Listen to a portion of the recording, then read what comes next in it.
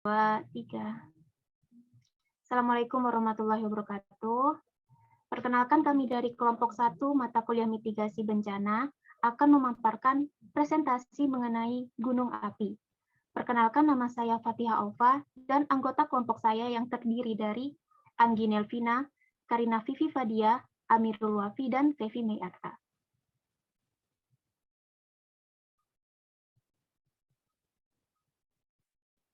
Baik, masuk ke gambaran umum mengenai bencana. Apa itu bencana?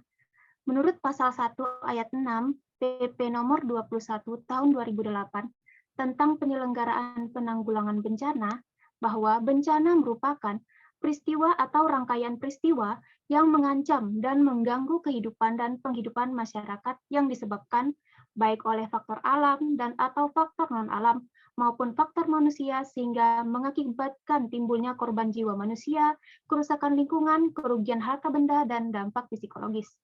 Lalu, mitigasi. Mitigasi merupakan upaya yang dilakukan untuk mengurangi resiko bencana.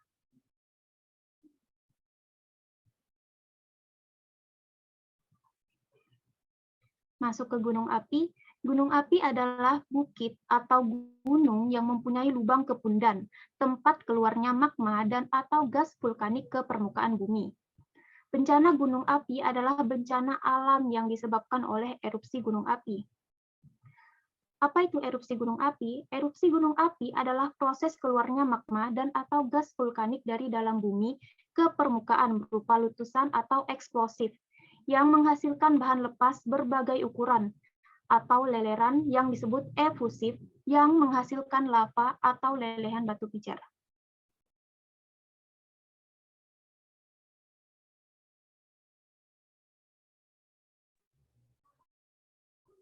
Indonesia adalah negara kepulauan yang mempunyai tatanan geologi yang cukup unik, yaitu berupa pertemuan 3 lempeng aktif dunia. Yang pertama adalah lempeng Eurasia, yang berada di sebelah utara dan bergerak ke arah selatan. Lalu ada lempeng Pasifik di sebelah timur yang bergerak ke barat, dan ada lempeng Indo-Australia di sebelah selatan yang bergerak ke utara. Tumbukan ketiga lempeng tersebut menyebabkan terbentuknya deretan gunung api di sepanjang jalur tumbukan. Indonesia sendiri memiliki 127 gunung api aktif yang terdiri atas 76 gunung api tipe A. Gunung api tipe A adalah gunung api yang mengalami letusan sejak tahun 1600. Lalu ada 30 gunung api tipe B. Gunung api tipe B adalah gunung api yang sesudah tahun 1600 belum lagi mengalami erupsi magmatik, tetapi masih memperlihatkan gejala kegiatan seperti solfatara. Lalu yang ketiga ada 21 gunung api tipe C. Gunung api tipe C adalah gunung api yang erupsinya tidak diketahui dalam sejarah manusia.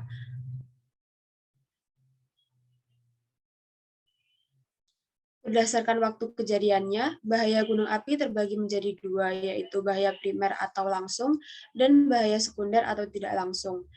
Bahaya primer diantaranya seperti awan panas, yang merupakan campuran material letusan antara gas dan bebatuan yang terdorong ke bawah akibat densitas tinggi.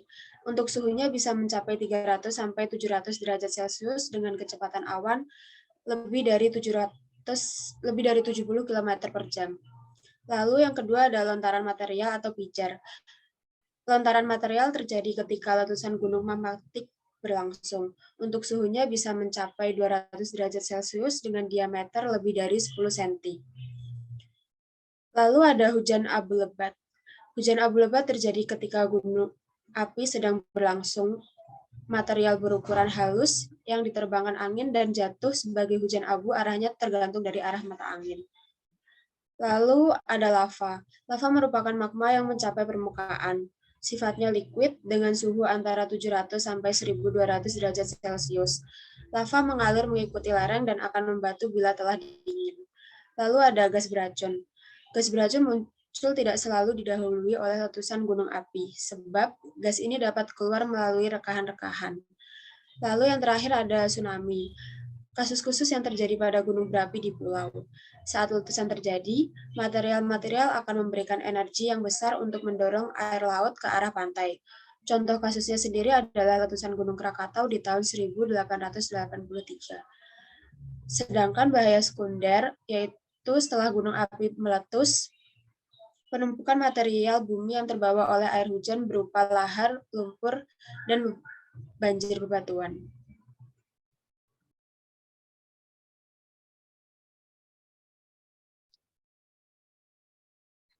Baik, untuk selanjutnya itu ada mitigasi bencana gunung api. Mengingat jumlah kejadian bencana gunung api yang setiap tahunnya relatif tinggi dan menimbulkan korban serta belum optimalnya upaya mitigasi bencana gunung api, perlu ditetapkan pedoman mitigasi bencana gunung api sebagai upaya mengurangi resiko bencana gunung api. Pada hakikatnya, mitigasi bencana gunung api adalah tanggung jawab bersama untuk memberikan perlindungan, keselamatan, dan rasa aman. Dalam mitigasi bencana ini ada beberapa asas. Yang pertama ada koordinatif, yang kedua ada cepat, kemudian tepat, dan kebersamaan. Fungsi dari mitigasi bencana gunung api ini untuk mengurangi resiko bencana gunung api, baik melalui pembangunan fisik maupun penyadaran dan peningkatan kemampuan menghadapi ancaman bencana gunung api yang meliputi tahap prabencana, saat tanggap darurat, dan pasca bencana.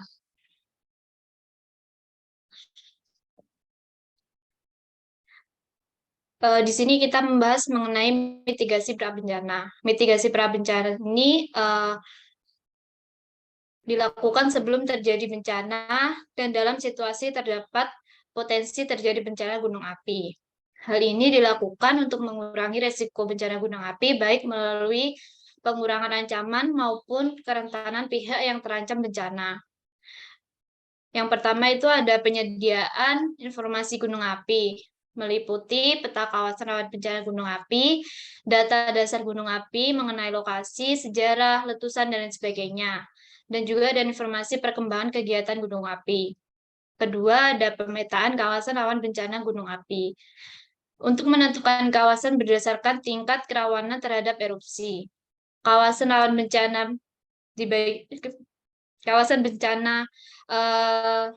itu dibagi ada 3, yaitu kawasan rawan bencana 1, 2, dan 3 yang dibedakan berdasarkan tingkat potensi terdampaknya bahaya primer.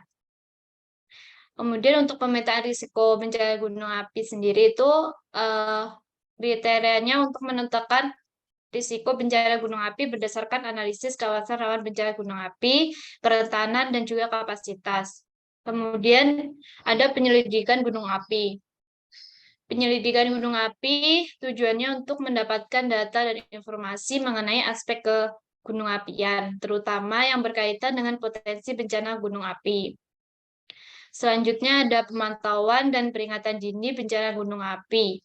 Hal ini diperuntukkan untuk mengetahui tingkat aktivitas gunung api. Jadi pada saat memberikan peringatan dini bencana gunung api, ada beberapa tingkat, yaitu ada yang normal, waspada, siaga, dan awas.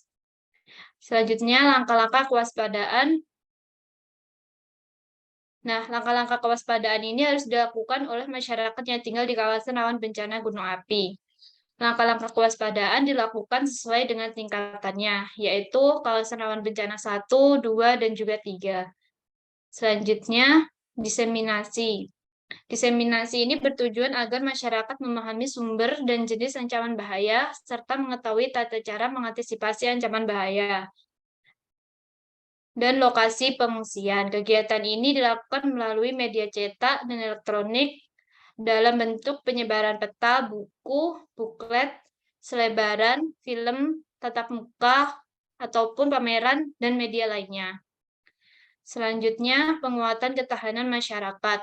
Penguatan ketahanan masyarakat dilakukan melalui kegiatan peningkatan sumber daya masyarakat dan penyebarluasan informasi kebencanaan yang bertujuan untuk membentuk masyarakat siaga bencana yang meliputi peningkatan sumber daya masyarakat dan penyebarluasan informasi kebencanaan.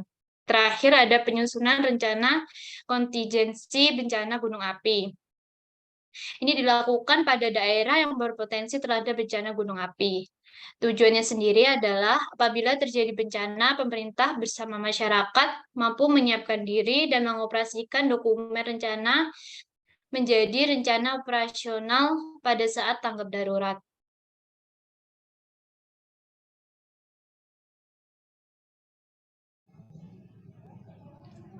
Baik, untuk yang selanjutnya yaitu mitigasi saat tanggap darurat. Hal ini dilakukan untuk mengurangi resiko bencana, baik melalui pengurangan ancaman maupun kerentanan pihak yang terancam bencana.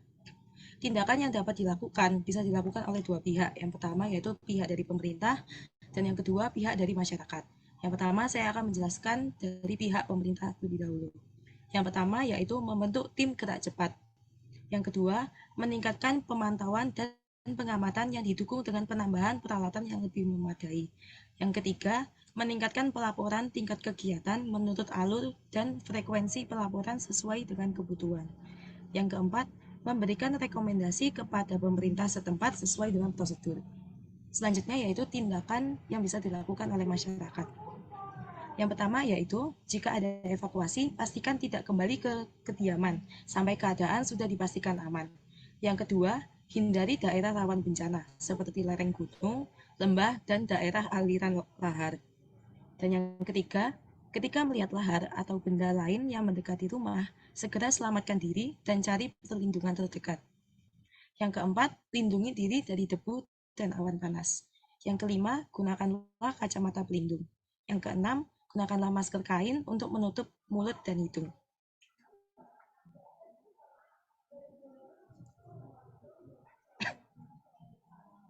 Selanjutnya yaitu mitigasi pasca bencana. Mitigasi yang selanjutnya ini adalah ketika kegiatan pasca bencana dilakukan dalam situasi setelah terjadi bencana gunung api. Tindakan yang dapat dilakukan dibagi menjadi dua pihak juga. Yang pertama yaitu dari pihak pemerintahan dan pihak masyarakat. Untuk pihak pemerintahan yang pertama yaitu menginventarisasi data yang mencakup sebaran dan volume hasil letusan. Yang kedua, mengidentifikasi daerah yang terkena dan terancam bahaya. Yang ketiga, memberikan sarana penanggulangan bahaya. Yang keempat, memperbaiki fasilitas pemantauan yang rusak. Yang kelima, menurunkan status tingkat kegiatan. Yang keenam, melanjutkan pemantauan rutin meskipun keadaan sudah menurun. Yang ketujuh, memberikan sarana penataan kawasan jangka pendek dan jangka panjang. Yang kedelapan, membangun kembali bangunan, sarana, dan fasilitas lainnya yang terkena bencana. Selanjutnya yaitu tindakan yang bisa dilakukan oleh masyarakat. Yang pertama yaitu mengikuti informasi perkembangan status gunung api. Yang kedua, apabila sudah dianggap aman dan dapat kembali, periksalah rumah dan barang lain yang ada. Yang ketiga, menghubungi dan mengecek saudara dan kerabat yang lain. Yang keempat, bersama dengan warga dan pemerintah bergotong royong membersihkan dan memperbaiki sarana-sarana yang masih dapat dimanfaatkan. Yang kelima, jauhi daerah yang terkena hujan abu. Yang keenam, membantu tim medis menolong para korban.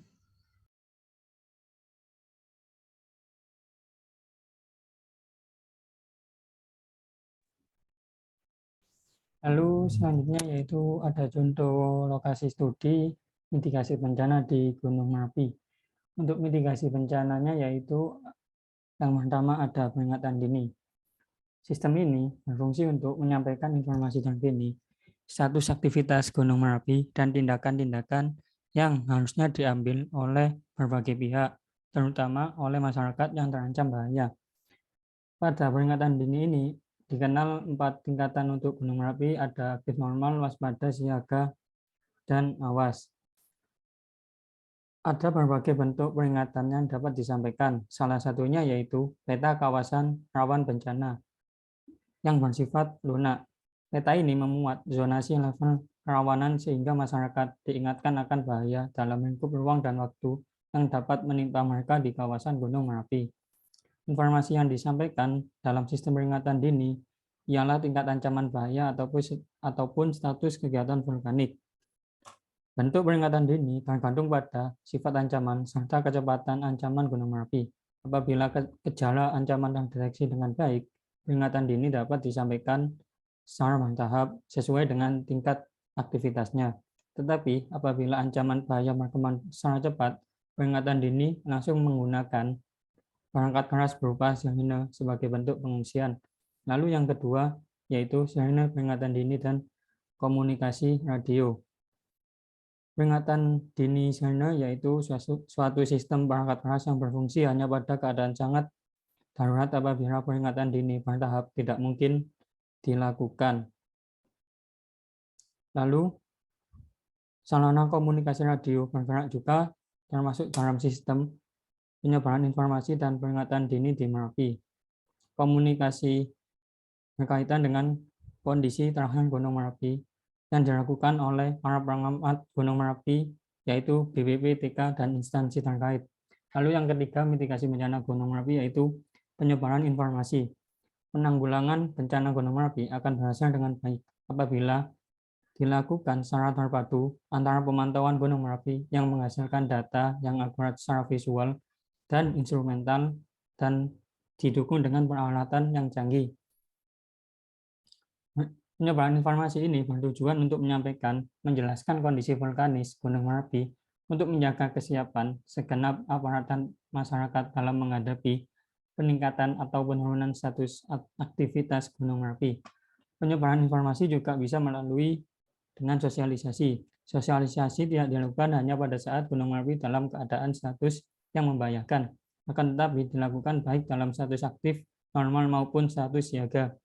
Sasarannya yaitu menyampaikan kondisi aktivitas Gunung Merapi secara terkini, menyampaikan makna dari status aktivitas, yaitu awas, siaga, waspada, dan normal, dan menjelaskan jenis-jenis bahaya yang ada saat Gunung Merapi meletus.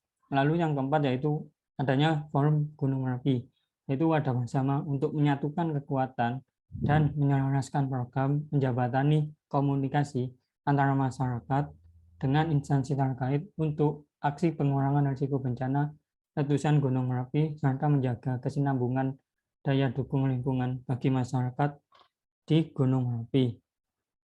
Perjanjian kerjasama Forum Merapi ini disepakati pada tahun 2008 di pos pengamatan Babatan, Desa Kerinjing, Kecamatan Dukun, Kabupaten Magelang. Kesepakatan kerjasama Forum Merapi didasarkan pertimbangan kesadaran pentingnya kerjasama untuk mengurangi risiko bencana, sebagaimana yang sudah digagas mulai tahun 2006. Lalu yang kelima, wajib latih penanggulangan bencana.